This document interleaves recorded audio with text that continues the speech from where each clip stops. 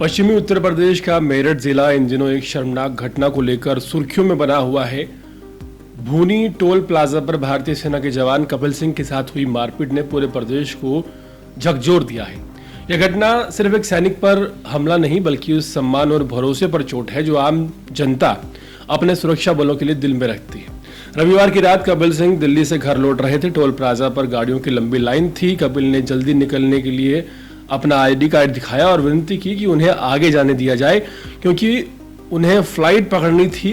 लेकिन वहां मौजूद टोल कर्मी नीरज तालानिया यानी बिट्टू ने उनका आई कार्ड देखने के बाद जमीन पर फेंक दिया और गालियां देनी शुरू कर दी। इतना ही नहीं, सबसे पहले हमला भी उसी ने किया। बिट्टू का नाम नया नहीं है। पुलिस रिकॉर्ड बताता है कि उसके खिलाफ पहले भी कई आपराधिक मामले दर्ज हैं। बावजूद इसके वो टोल पर नौकरी कर रहा था। यह सबसे बड़ा सवाल है। एक अपराधी को राष्ट्रीय राजमार्ग जैसे महत्वपूर्ण स्थान पर काम करने का मौका कैसे मिल गया? यह सिर्फ लापरवाही नहीं बल्कि पूरे सिस्टम की नाकामी है। बिट्टू ने अपने भाई अंकित और अन्य साथियों के साथ मिलकर सेना के जवान कपिल को खंबे से बांधा और लाठी डंडों से बेरहमी से पीटा। कपिल चीखता रहा लेकिन वहां मौजूद किसी का दिल नहीं पसीजा। यह घटना जैसे ही सोशल मीडिया पर वायरल हुई, लोगों का गुस्सा फूटा।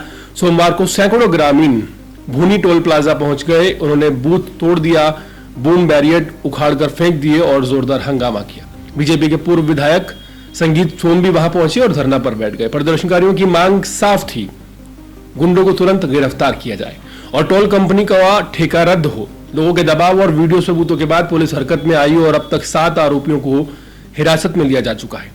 इनमें सचिन, बिट्टू, उसका भाई अंकित, अनुज, विजय, सुरेश राणा और अंकित शामिल है। इन सभी पर हत्या के प्रयास समेत अन्य गंभीर धाराओं के तहत मुकदमा दर्ज किया गया है। पुलिस बाकी आरोपियों की भी तलाश शुरू कर चुकी है। एनएचआई ने भी सख्ती दिखाते हुए टोल कंपनी पर 20 लाख रुपए का जुर्माना ठोका और कंपनी को ब्लैकलिस्ट कर दिया। फिलहाल भूनी टोल पर अतिरिक्त सुरक्षा बल तैनात कर दिया गया है ताकि आगे कोई ऐसी अप्रिय घटना ना हो।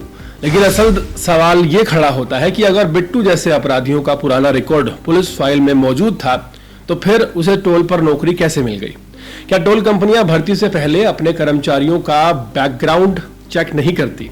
और अगर करती हैं तो फिर इस लापरवाही की जिम्मेदारी आखिर किसकी है?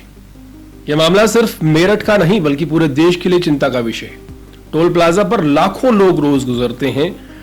अगर ऐसे संवेदनशील स्थान पर गुंडे और अपराधी तैनात होंगे तो आम जनता की सुरक्षा कैसे सुनिश्चित होगी? और सबसे अहम बात, जब देश का जवान जिसने ऑपरेशन सिंदूर जैसे जिम्मेदार ड्यूटी निभाई हो अपने ही गांव लौटते वक्त गुंडों का शिकार बन जाए तो यह हर नागरिक के आत्मसम्मान पर एक गहरी चोट है। सरकार और प्रशासन ने कार्रवाई तो कर दी है लेकिन जरूरत है इस घटना से सबक लेने की। टोल प्लाजा पर काम करने वालों की पूरी जांच हो, अपराधियों को वहां से हटाया जाए और ऐसी व्यवस्था बने कि भविष्य में कोई और बिट्टू जैसी हरकत करने की हिम्मत दोबारा न कर सके। सवाल जनता का है, सवाल सुरक्षा का है और उस सम्मान का है जिसे हम सब भारतीय सेना के जवानों को दिल से देते हैं। इस मामले में आधे अधूरे काम काफी नहीं होंगे। जरूरी है कि इस पूरे सिस्टम की जवाबदेही तय की जाए, वरना कल फिर किसी और सैनिक या आम आदमी के साथ ऐसा हादसा हो सकता है। पूरे मामले को किस तरह से देखते हैं कमेंट सेक्शन में जरूर बताएं और इसी तरह की अपडेट होने रहने के लिए देखते रहें अर्पण न्यूज। बहुत बहुत शुक्रिया।